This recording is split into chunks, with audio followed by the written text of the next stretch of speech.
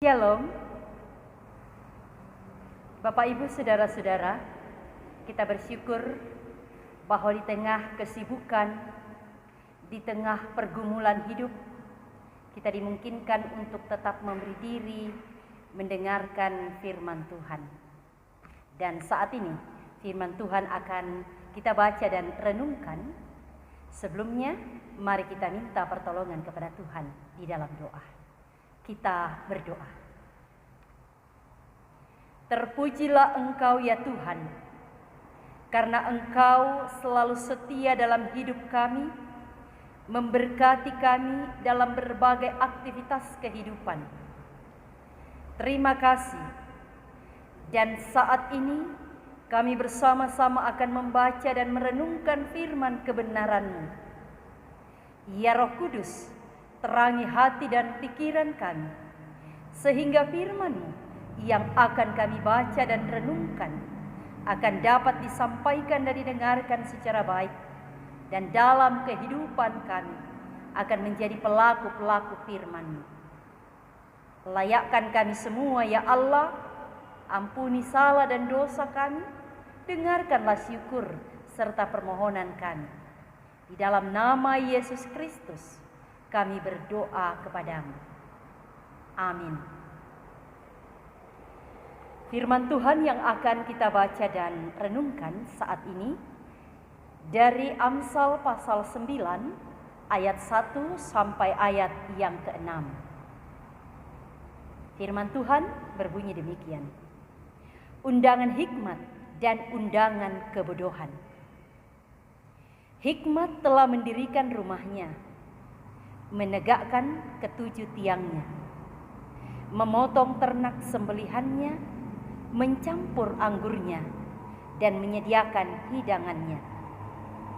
Pelayan-pelayan perempuan telah disuruhnya berseru-seru di atas tempat-tempat yang tinggi di kota. Siapa yang tak berpengalaman, singgahlah kemari. Dan kepada yang tidak berakal budi katanya, marilah, makanlah rotiku dan minumlah anggur yang telah kucampur. Buanglah kebodohan, maka kamu akan hidup, dan ikutilah jalan pengertian. Amin. Saudara-saudara, tema perenungan kita hidup dalam hikmat Tuhan. Ketika kita diminta untuk memilih satu di antara dua, terkadang kita bingung untuk menentukan pilihan. Lalu kita tidak menentukan pilihan dan berkata, ya kita jalani saja, kita lakukan saja apa yang bisa kita lakukan. Ketika tidak menentukan pilihan, maka di situ tidak akan ada pedoman yang akan menuntun kita dalam melakukan sesuatu, dan dapat saja membawa kehidupan kita tiba pada kejatuhan atau kehancuran. Karena itu kita harus memilih.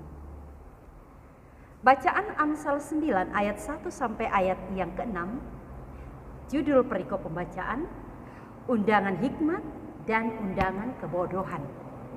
Yang bisa juga diartikan bahwa tawaran atau pilihan hikmat atau tawaran atau pilihan kebodohan. Orang yang percaya itu harus memilih. Mau memilih hikmat atau mau memilih kebodohan. Ya, Bapak, Ibu, Saudara-saudara yang dikasihi Tuhan, kita sebagai orang yang percaya harus hidup di dalam hikmat Tuhan. Kita bersyukur bahwa sampai saat ini kita masih diberi kesempatan untuk hidup. Ya, ketika kita melihat dunia lingkungan kita saat ini, banyak saudara-saudara kita, keluarga kita, orang-orang yang telah mendahului kita. Tetapi kita bersyukur bahwa masih diberikan kesempatan untuk hidup. Tetapi Bapak, Ibu, Saudara-saudara, hidup yang bagaimana? Yang harus kita nampakkan. Hidup itu bukan hanya sekedar bernafas, bukan hanya sekedar bergerak, berpikir dan merasakan sesuatu dengan kemampuan sendiri. Tetapi hidup adalah ketika kita berarti bagi orang lain. Ketika kita membawa sukacita dan damai sejahtera bagi orang lain. Itulah hidup yang sesungguhnya. Paulus katakan, karena itu perhatikanlah dengan saksama bagaimana kamu hidup. Janganlah seperti orang bebal, tetapi seperti orang arif. Seperti orang arif, artinya bagaimana pikiran kita, perkataan kita, perbuatan kita memperlihatkan hidup sebagai manusia baru. Manusia baru, manusia yang sudah dibaharui oleh Yesus melalui pengorbanannya di atas kayu salib. Itulah pilihan, memilih hikmat yang mana hidup di dalam hikmat Tuhan. Jadi ketika memilih sebagai umat yang hidup sebagai manusia baru, maka ada konsekuensinya. Siap menanggalkan perbuatan kebodohan, yaitu manusia lama. Perbuatan kebodohan adalah perbuatan pementingan diri sendiri, perbuatan yang melakukan berbagai kegiatan yang menyusahkan, meresahkan, dan yang tidak membawa sukacita dan sejahtera bagi orang lain. Perbuatan yang akan dapat menjatuhkan diri dan kehidupan kita sendiri. Jadi, hidup dalam kebodohan berarti hidup tidak sesuai dengan kehendak Allah. Karena itu, saudara-saudara yang kekasih dalam Tuhan, dalam menjalani hidup yang dapat membawa sukacita dan damai sejahtera yang bermanfaat bagi sesama, terkadang kita mengatakan bahwa itu harus ada faktor yang mendukung. Kita tidak bisa hidup tanpa ada sesuatu yang mendukung untuk dapat menjadikan hidup kita berarti dan bermanfaat. Kadang orang katakan bahwa paling tidak pendidikan, paling tidak jabatan, paling tidak ada status sosial kita yang oke, ataukah harta. Terkadang orang melihat bahwa faktor-faktor ini akan dapat membuat hidup kita akan berarti dan bermanfaat bagi orang lain. Tapi saudara-saudara kekasih dalam Tuhan, terkadang hal-hal demikian, faktor-faktor yang kita anggap sebagai pendukung untuk dapat hidup bermanfaat bagi orang lain, terkadang dapat membuat kita jatuh di dalam pencobaan, di mana kita kemudian memusatkan hati pikiran kita kepada segala yang kita miliki, kepada kekayaan, jabatan, kepada status sosial yang tinggi, kepada pendidikan yang kita miliki, sehingga terkadang membuat kita tidak hidup secara berhikmat dalam melihat dan mempergunakan apa yang kita miliki. Karena itu, bagaimana kita berhikmat dalam melihat, mempergunakan, dan menjalani kehidupan ini. Hikmat, berbicara tentang hikmat, ini berasal dari kata hokmah, yaitu kemampuan menjalani hidup itu secara proporsional dalam kacamata Tuhan. Hikmat dalam Alkitab berarti pengertian, kebijakan, dan bijaksana.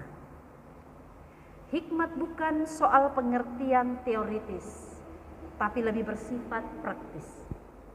Orang yang pandai berargumen, orang yang pandai menjelaskan sebuah definisi, orang yang pandai di dalam berkata-kata, belum tentu dikatakan ia orang berhikmat.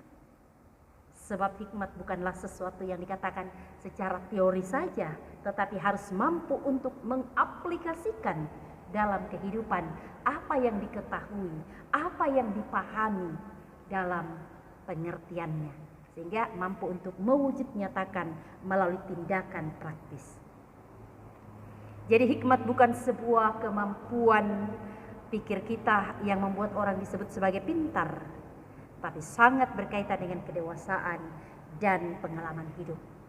Dewasa mendengar sesuatu, dewasa di dalam menyelesaikan sesuatu, dan akan memberikan pengertian yang bijak dan mengambil keputusan-keputusan yang terbaik.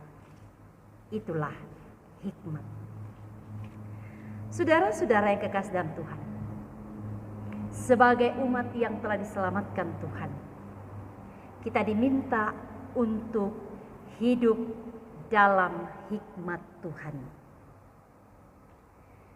Artinya menjadikan hidup sebagai tiang-tiang, menjadikan firman Tuhan sebagai tiang-tiang penopang kehidupan. Ya, di dalam Amsal 9 ayat 1, hikmat telah mendirikan rumahnya, menegakkan ketujuh tiangnya.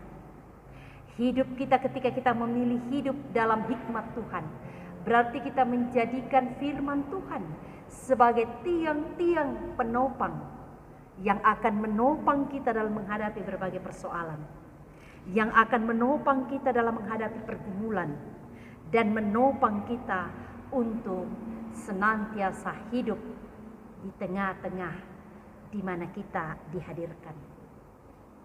Ketika firman Tuhan jadi penopang, maka tentu kita akan dapat kuat dan kokoh dalam menghadapi masalah, persoalan, dan pergumulan di tengah-tengah dunia yang penuh dengan tantangan ini.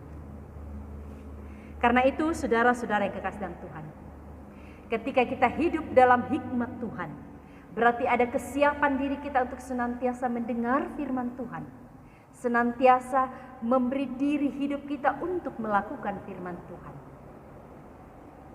Hidup dalam hikmat Tuhan adalah kesiapan untuk senantiasa mewujud menyatakan kasih Tuhan kepada sesama melalui sikap, tindakan, dan perbuatan kita yang berkenan kepada Tuhan.